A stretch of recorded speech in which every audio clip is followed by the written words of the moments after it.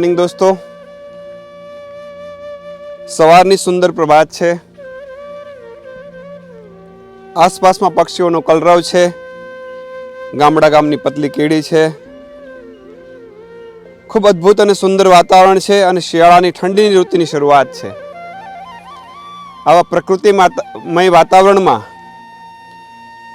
જ્યારે આપણે વોક કરીએ, ચાલવા નીકળીએ, ટહલવા નીકળીએ તો સ્વાસ્થ્ય અને શાંતિ આપોઆપ આપણી અંદર પ્રગટ થઈ જાય.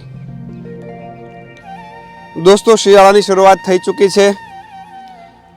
શિયાળાની ઠંડીમાં મોટાભાગના લોકો ગોદડા, રજાઈ અને બ્લેન્કેટ ઓઢીને બંધ કમરામાં સૂતા રહેતા હોય છે અને આ સુંદર પ્રકૃતિથી ચૂકી જતા હોય.